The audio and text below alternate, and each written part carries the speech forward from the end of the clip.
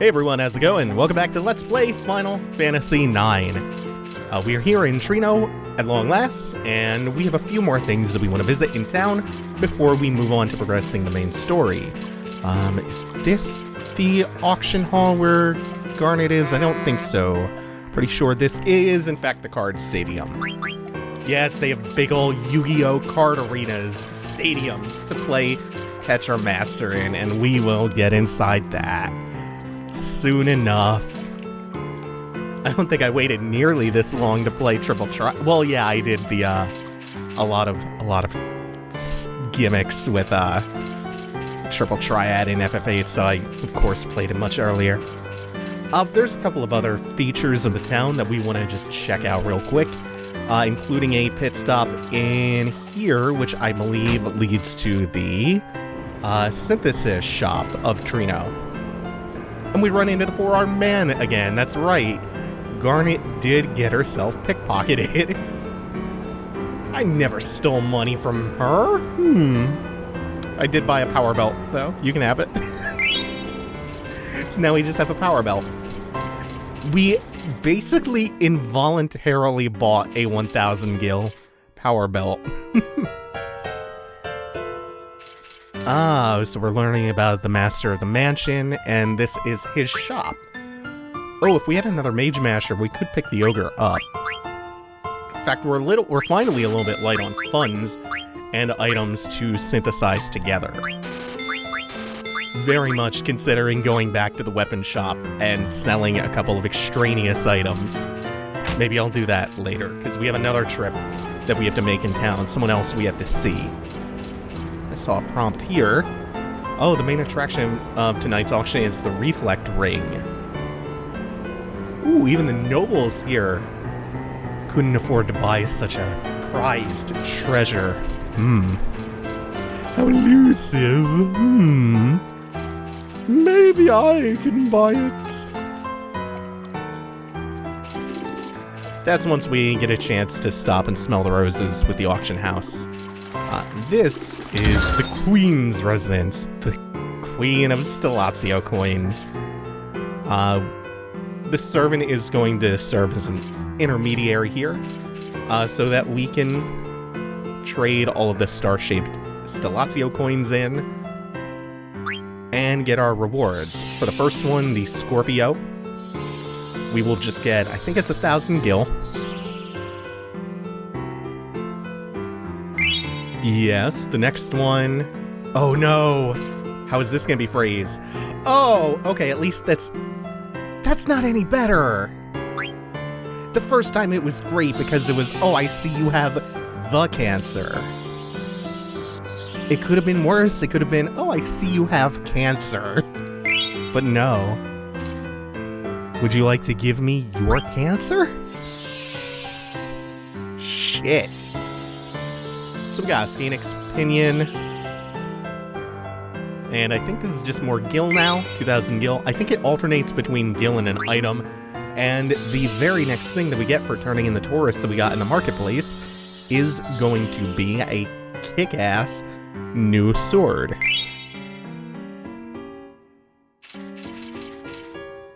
Which we'll go and throw on now. I think. Dark Side, that'll teach us. Yeah, perfect.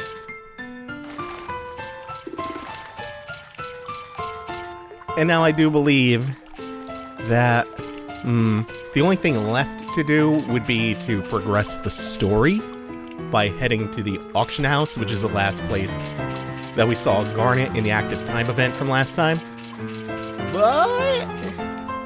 But I think what I'm actually going to do is go into the weapon shop here on my right. And, oh, you know what? First I'll ask about the creature down here, because we didn't do that before. This chimera-looking beast. What's he there for? Well, the master of the Knight family likes to see people challenge it and get beaten up. Maybe we can do that, maybe. But for now, I'm gonna do some shopping and some back and forth synthesis shop. Blah, blah. See you in a sec. Alright, I'm done all my shopping. Still can't wait to fiddle with my equipment.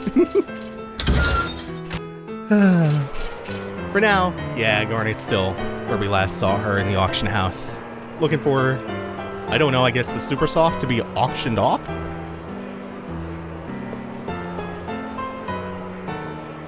And look at that. She's going with or without Steiner.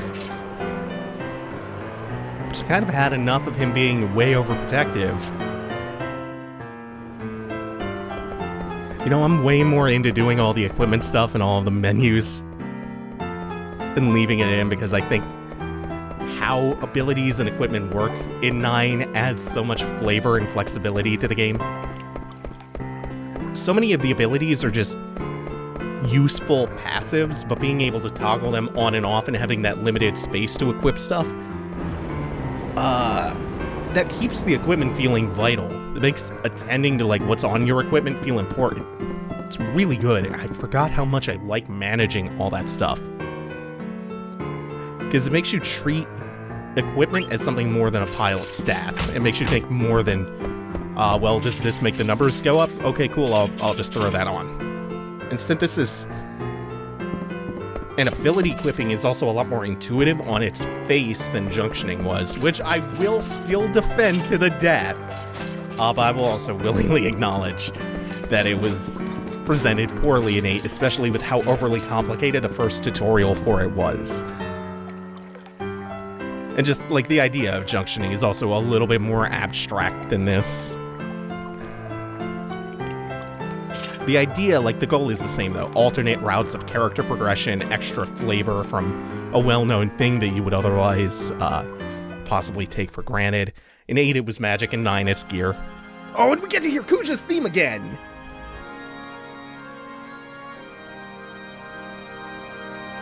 But when those drums, though... Oh, come on. But when those drums gonna drop, though?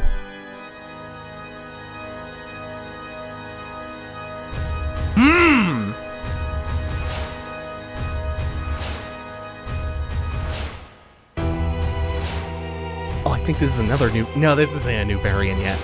It's interesting that Kuja keeps referring to Garnet as a canary, based on the play.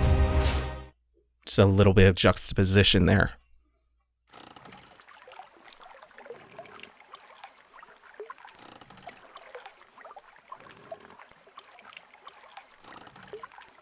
Also, this boat trip, while understated, is really important. What in the world am I doing? Steiner asks himself. I must be patient. Protect the princess, escort her back to the castle, focus on your duties. Trust the queen, she would never commit an atrocity. There must be a good reason. No thoughts of my own? Nonsense. How can I, a lowly knight, understand the queen's thinking? I need not worry about the ramblings of a criminal. Just think about escorting the princess home. I'll probably never see him again. He was the culprit. He pulled the princess and me into his intrigues. He's basically having an existential crisis right now. Like, his whole monologue equates to... Don't let it sink in. Don't let it sink in. That's where Steiner, I think, as a character, really begins coming into his own. When he has this moment to not be comic relief, or to not be a wet blanket, but to doubt his driving identity as a knight, his duty, his queen. He goes from this funny or maybe slightly annoying buffoon to my sweet good boy Steiner. When this doubt creeps in, when he second guesses his duty for a second. And it tells you a lot about him and his commitment, that he has these doubts and he's like, no, I have to push this away. I have to focus. I have to adhere to my duty. I can't think about, well, of course, like, I'm just a lowly knight. I could never understand why the queen would have invaded Bernicia. It can't be an atrocity, though, because if it's an atrocity and his duty is to protect her and serve her, then he's complicit. then he might just be on that same moral level as her. He doesn't want that. He's in straight up denial. This Steiner's Ark gets good. Steiner's Ark gets real good. So they took the boat across the river to the mansion and found out that an old acquaintance of Garnet's, a doctor named Dr. Tot, is actually the owner of the mansion and has the Supersoft in his possession. So we're not going to just steal it from him. He is instead going to make sure that they can slip into the tower of the mansion unnoticed by anyone else, and he's just going to give it to us there because that's where it's being stored. Also, I think I've gone about this the wrong way. I think going back this way, and then heading left here is probably faster than oh yeah, I forgot about this stairway. Oh well. So this should now be unlocked for us.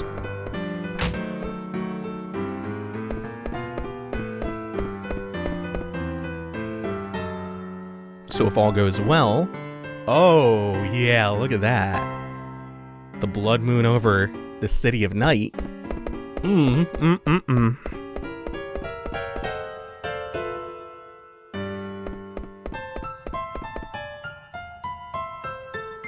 I love Dr. Tot in his Plague Doctor mask.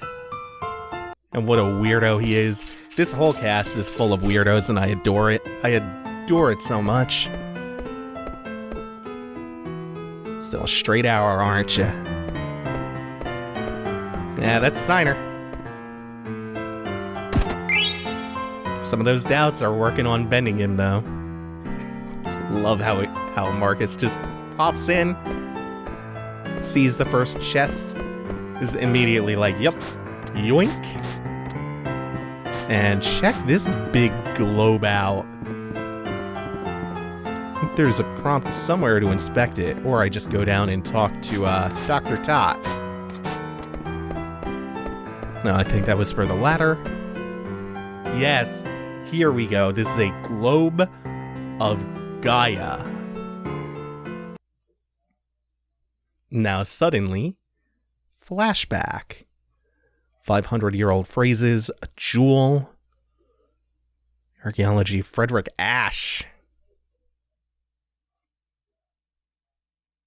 What's the relationship between eidolons and these stones? We don't even know about eidolons yet.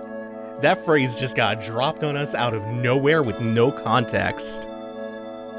But we will learn. This is actually a big world history exposition dump. And the world building that's going down here actually ties really, really heavily into the main plot. And we get this call back to I Want to Be Your Canary. Because again, the play is another thing that is important to this story. Both the plot and the narrative. The greater overarching narrative. And we got a lot of stuff there that is out of context, so it's hard to comment on just yet until a little bit down the line, it starts to hook back into the plot. So we will talk a bit more about it and the significance of everything that he's saying about the eidolons and the globe and Gaia and this jewel once the game itself expounds upon that a little bit. Just keep this conversation that they're having in mind.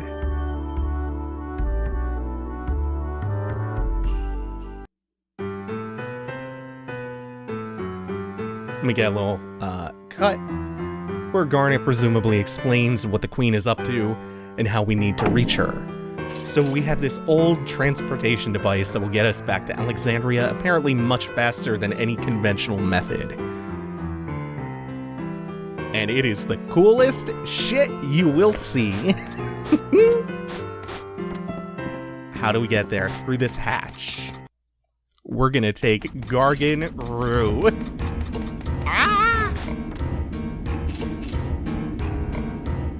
This is Garant Roo, and it was in use long before the invention of airships. And the tower is built on top of this tunnel. Oh my god, I can't wait to see Garant Roo again. Yeah, you just got the idea. There's a Gargant inside. Something that we're gonna call to transport us. That is gonna do it for now. Thank you all for watching. Take it easy. Have a good one.